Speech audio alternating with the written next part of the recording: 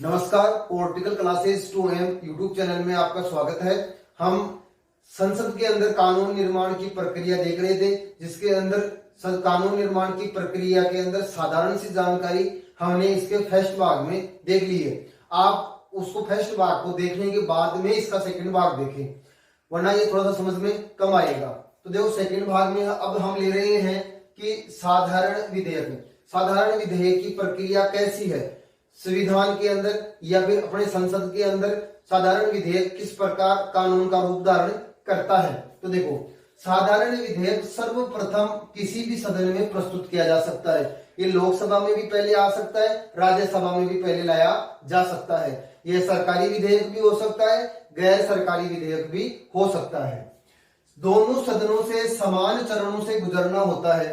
दोनों चरणों में समान चरणों से गुजरना होता है। तो देखो, कहीं कहीं किताब के अंदर तो ये चरण दे रखे हैं और कहीं कहीं किताबों के अंदर ये चरण दे रखे हैं। तो देखो, प्रथम पाठन विधेयक का प्रस्तुतिकरण पहले सदन में हो रहा है। ये चाहे कोई सा भी हो सकता है, लोकसभा भी हो सकता है, राज्यसभा भी हो सकता है। हमने पहले लोकसभा लिया है क्योंकि अमूमन जो विधेयक होते हैं वो सर्वप्रथम लोकसभा में ही प्रस्तुत होते हैं। तो देखो, प्रथम पाठन होगा, द्वितीय पाठन होगा, साधारण बहस की अवस्था आएगी, द्वितीय पाठन के बाद इसी अवस्था के अंदर समिति अवस्था आएगी जो कि प्रवर समिति बनती है, विचार विमर्श की अवस्था आएगी, फिर इसका आएगा तृतीय वाचन।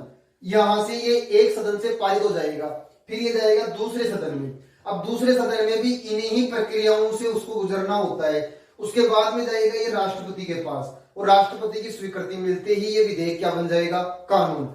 कई कई किताबों के अंदर तो ऐसे दे रखा है, कई कई किताबों के अंदर ये दे रखा है कि प्रथम वाचन विधेयक का प्रस्तुतिकरण, द्वितीय वाचन, फिर उसके बाद में एक प्रवर समिति बनाई जाती है, फिर उसके बाद में प्रतिवेदन अवस्था आएगी, फिर तृतीय वाचन आएगा। इस प्रकार से ये एक सदन से पारित होता है इन अवस्थाओं से, 5 अवस्थाओं से। उसके बाद में जाता है दूसरे सदन में और फिर जाता है राष्ट्रपति के पास। तो इस प्रकार से ये इन चरणों से लोकसभा में और राज्यसभा में दोनों में पारित होकर किसके पास जाएगा, राष्ट्रपति के पास जाएगा। तो अपन ले रहे हैं साधारण विधेयक और सर्वप्रथम किसमें ले रहे हैं, लोकसभा में। तो इसका प्रथम पाठन या विधेयक का प्रस्तुतिकरण क्या होता है, इसमें क्या क्या चीजें होती हैं, ये हमें पता है कि साधारण विधेयक लोकसभा में भी प्रस्तुत किया जा सकता है और राज्यसभा में भी प्रस्तुत किया जा सकता है। आप इसका स्क्रीनशॉट ले लें। आगे देखो, साधारण विधेयक लोकसभा में।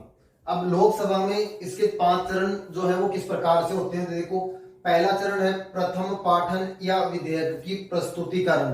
प्रस्तुतिकरण क्या है कि जब यदि कोई सरकारी विधेयक सदन में प्रस्तुत किया जा रहा है तो उससे 7 दिन पहले उसको सदन को सूचित करना आवश्यक है, 7 दिन पहले।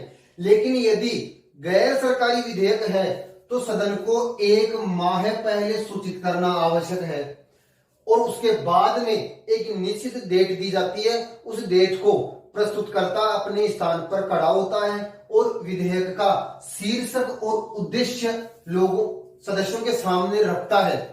इसमें किसी प्रकार की चर्चा नहीं होती, आपस में बहसबाजी नहीं होती, कोई चर्चा नहीं होती। उसने अपना शीर्षक पढ़ा, यानी कि विधेयक के बारे में छोटा सा भाषण दिया, उसके बारे में लोग सदस्यों को बताया, जानकारी देता है। इसे फिर भारत के राजपत्रक या सरकारी गजट में छाप दिया जाता है। यदि पहले इसे सरकारी गजट में छाप दिया जाता है तो यह सूचित करने की आवश्यकता नहीं होती है, डायरेक्ट इसके ऊपर प्रथम वाचन या प्रस्तुतिकरण होता है, वो अपने स्थान पर खड़ा होता है और शीर्षक और उद्देश्य बताता है। अब ये प्रथम वाचन होने के बाद में इस प्रथम वाचन को ही कहा जाता है विधेयक का प्रस्तुतिकरण। अब ये प्रथम वाचन होने के बाद में वो अपने स्थान पर खड़ा होकर कहेगा कि मेरे विधेयक का द्वितीय वाचन किया जाए। तो द्वितीय वाचन शुरू होता है, फिर द्वितीय वाचन शुरू होता है। तो उसमें क्या होगा कि जब ये राजपत्रक में छाप दिया जाता है तो इसकी प्रतियां विधेयक के प्रत्येक सदस्य को बांट दी जाती है। ये द्वितीय वाचन में काम होता है, प्रत्येक सदस्य को बांटना। उसके बाद में इस विधेयक पर विस्तृत समीक्षा होती है, यानी कि विचार होती है, चर्चाएं होते हैं। फिर इसके बाद में विधेयक को अंतिम रूप प्रदान किया जाता है द्वितीय वाचन में। फिर यह अवस्था प्रस्तुतिकरण की दृष्टि से सबसे महत्वपूर्ण अवस्था मानी गई है।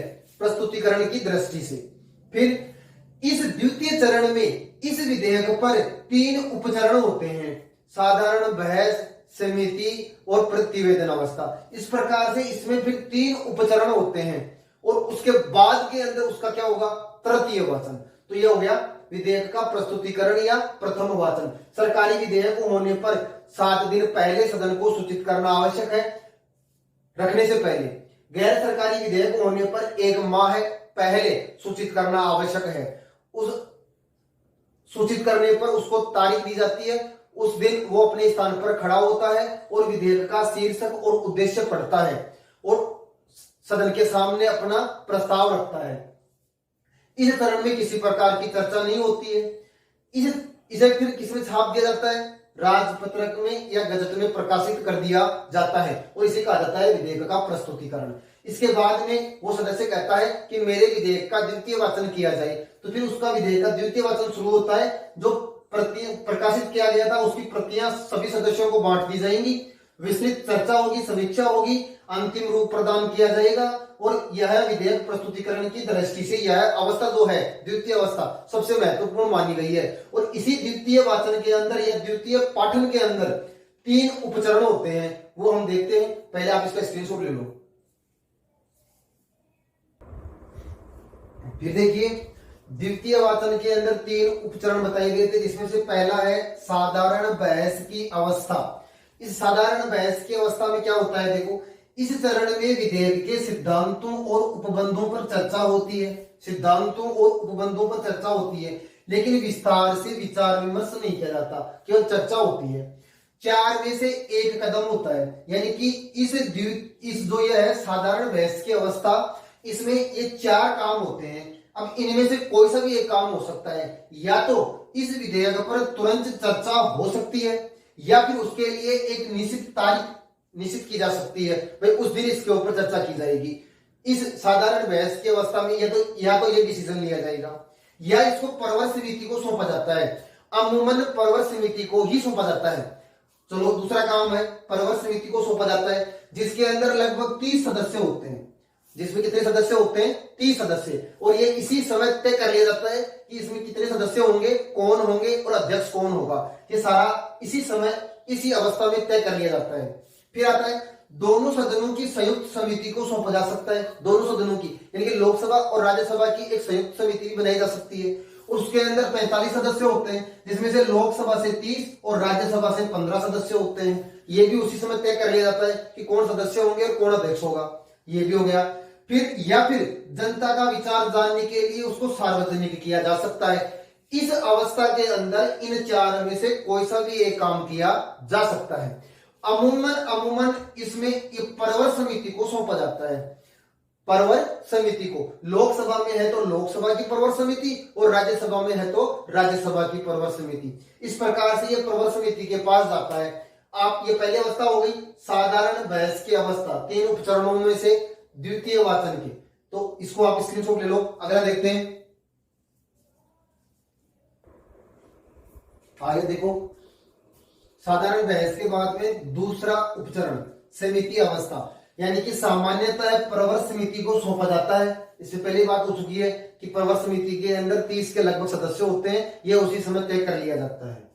इसमें विस्तार पूर्वक विधेयक पर खंडवार फिर से विचार किया जाता है, लेकिन मूल विषय में कोई परिवर्तन नहीं किया जाता। विचार किया जाता है, विमर्श किया जाता है, गुण दोष उसके जो भी है वो सामने आते हैं, लेकिन मूल जो विषय है उसमें परिवर्तन नहीं किया जाता।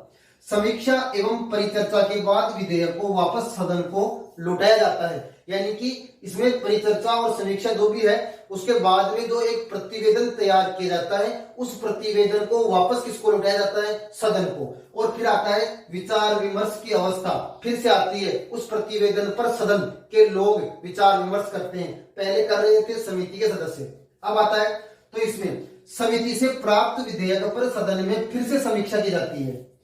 फिर प्रत्येक उपबंध पर खंडवार चर्चा एवं मतदान होता है। ये ध्यान में रखना भाई, विचार विमर्श की अवस्था या द्वितीय के अंदर उप अवस्था के अंदर क्या होता है, मतदान होता है। इस अवस्था में सदस्यों के द्वारा संशोधन भी प्रस्तुत किए जाते हैं और यदि संशोधन स्वीकार्य होते हैं तो उसे विधेयक के साथ में जोड़ दिया जाता है। और इसके बाद में अब आता है विधेयक का द्वितीय पाठन के बाद में तृतीय पाठन। तो इसका स्क्रीनशॉट ले लो एक बार। फिर देखो विधेयक का तृतीय वचन शुरू होता है। इस अवस्था में विधेयक को स्वीकार या अस्वीकार करने पर चर्चा होती है। किसको स्वीकार किया जाए या अस्वीकार किया जाए, वो तो आपस में वो सदस्य तय करते हैं। लेकिन विधेयक में कोई संशोधन नहीं किया जाता। संशोधन जो है वो पहले ही हो जाता है, कोई संशोधन नहीं किया जाएगा। यदि सदन इसे बहुमत से पारित कर देता है तो यह पीठासीन अधिकारी लोकसभा के अंदर लोकसभा अध्यक्ष और राज्यसभा के अंदर राज्यसभा अध्यक्ष इसे दूसरे सदन में भेज देता है। जैसे ये पहले चल रहा था लोकसभा में, अब तो दूसरा सदन कौन सा आएगा? राज्यसभा। अब ये विधेयक किस में जाएगा? राज्यसभा में जाएगा। तो आप इसका स्क्रीनशॉट ले लो। राज्यसभा में देखते हैं। अब यहां ध्यान से देखना, पहले लोकसभा में प्रस्तुत था, लोकसभा से पारित होकर दूसरे सदन राज्यसभा में आता है। राज्यसभा में भी उस विधेयक को उन्हीं प्रक्रियाओं से गुजरना होता है जिन प्रक्रियाओं से लोकसभा में गुजरकर आया था। प्रथम वाचन, द्वितीय वाचन, साधारण बहस, प्रतिवेदन, विचार विमर्श और तृतीय वाचन। इस प्रकार से राज्यसभा से भी इन्हीं चरणों से गुजरना होता है। अब राज्यसभा इसमें क्या क्या कर सकती है? तो देखो, यह या तो उस विधेयक को उसी रूप में पारित कर सकती है, पहला काम इसका, या तो जैसे आया वैसे का वैसा पारित कर देगी। कौन? राज्यसभा। तो दोनों सदनों से पारित मान लिया जाएगा। ध्यान से सुनना इसको। इसमें संशोधन करने के साथ पारित करती है। भाई इसमें कुछ संशोधन करके और पारित कर देती है और किसके पास भेज देती है? लोकसभा के पास। यदि लोकसभा को ये संशोधन मंजूर है तो वो पारित हो जाएगा। यदि मंजूर नहीं है तो दोनों में क्या हो गया? टकराव की अवस्था आगे आती है। तो इसमें क्या हो जाएगा? दोनों सदनों को स्वीकार होगा तो पारित, नहीं तो टकराव। चलो फिर देखें, यह विधेयक को अस्वीकार कर सकती है। राज्यसभा कहेगी कि हम तो इस विधेयक को पारित ही नहीं करेंगे, अस्वीकार। तो उस स्थिति में भी क्या हो जाएगा? टकराव हो जाएगा। हाँ, तो दोनों में क्या हो जाएगा? टकराव। अस्वीकार यदि राज्यसभा करती है तो भी दोनों में क्या होगा? टकराव होगा। यह विधेयक पर किसी भी प्रकार की कार्यवाही न करके उसके लंबित कर दे, यानी कि अस्वीकार भी नहीं करे, स्वीकार भी नहीं करे और उसको अपने पास रख लेती है। कितने दिन? 6 माह है, 6 माह तक अपने पास उसको ऐसे कैसा रख लेती है। तो उस स्थिति के अंदर ये उन दोनों से राज्यसभा से पारित नहीं माना जाएगा। टकराव की स्थिति में या फिर 6 महीने तक अपने पास रख लेती है तो उस स्थिति में। अब ये साधारण विधेयक में क्या है कि यदि इनमें टकराव होता है, मतभेद होता है लोकसभा और राज्यसभा में, तो अनुच्छेद 108 के आधार पर राष्ट्रपति को अधिकार दिया गया है। और किसका? संयुक्त बैठक का। संयुक्त बैठक। लो भाई, राज्यसभा ने पारित नहीं किया, इनमें आपस में टकराव हो गया। हाँ देखो, संयुक्त अनुच्छेद 108 के आधार पर राष्ट्रपति को संयुक्त बैठक बुलाने का अधिकार है। तो राष्ट्रपति फिर इनकी संयुक्त बैठक बुलाएगा अनुच्छेद 108 के आधार पर। संयुक्त बैठक की अध्यक्षता कौन करेगा? लोकसभा का अध्यक्ष। लोकसभा का अध्यक्ष। और इसके अंदर फैसला होगा बहुमत के आधार पर, यानी कि उपस्थित लोग और मतदान करेंगे और उसके आधार पर इसमें फैसला होगा बहुमत के आधार पर। और बहुमत हमेशा लोकसभा का ज्यादा रहता है और उसी के अनुसार इसको क्या मान लिया जाएगा? पारित मान लिया जाएगा। अब ये लोकसभा और राज्यसभा से विधेयक पारित होने के बाद में राष्ट्रपति के पास जाता है। किसके पास जाता है? राष्ट्रपति के पास। वो और देख लेते हैं एक बार, आप इसका स्क्रीनशॉट ले लो। अब देखो, दूसरे सदन से विधेयक पारित होने के बाद में किसके पास आता है? राष्ट्रपति के पास। राष्ट्रपति इसके संबंध में 3 काम कर सकता है। या तो उस विधेयक को वो क्या कर देगा? पारित कर देगा। पारित कर देगा तो विधेयक क्या बन जाएगा? कानून। पारित करते ही विधेयक क्या बन जाएगा? कानून। चलो ये हो गया। या फिर वह विधेयक को स्वीकृति के लिए अपने पास रोक सकता है। यह राष्ट्रपति की स्वविवेकीय शक्ति है। यदि उसने स्वीकृति के लिए अपने पास रोक लिया तो वो हो सकता है कि विधेयक क्या हो जाएगा, समाप्त हो जाएगा। इसको बोलते हैं जेबीए वीटो या पॉकेट वीटो। चलो ये हो गया।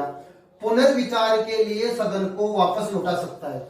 यदि उसने पुनर्विचार के लिए विधेयक को वापस सदन को लौटा दिया तो उस स्थिति में यदि सदन उसमें संशोधन करता है या नहीं करता है, लेकिन उसको फिर से पारित करके राष्ट्रपति के पास दोबारा भेज देता है।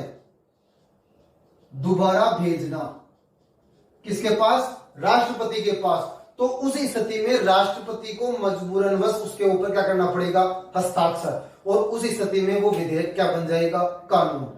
दोनों सदनों से पारित होकर विधेयक राष्ट्रपति के पास आता है, या तो राष्ट्रपति उसको स्वीकृति प्रदान करता है तो वो कानून बन जाता है, या उसको विधेयक को स्वीकृति के लिए अपने पास रोक के रख सकता है। इसका कोई निश्चित समय नहीं है, अनिश्चित समय के लिए वो अपने पास रोक कर रख सकता है, और इसको बोलते हैं पॉकेट वीटो, जेबीए वीटो। इसका केवल एक बार प्रयोग किया है ज्ञानी जैन सिंह ने।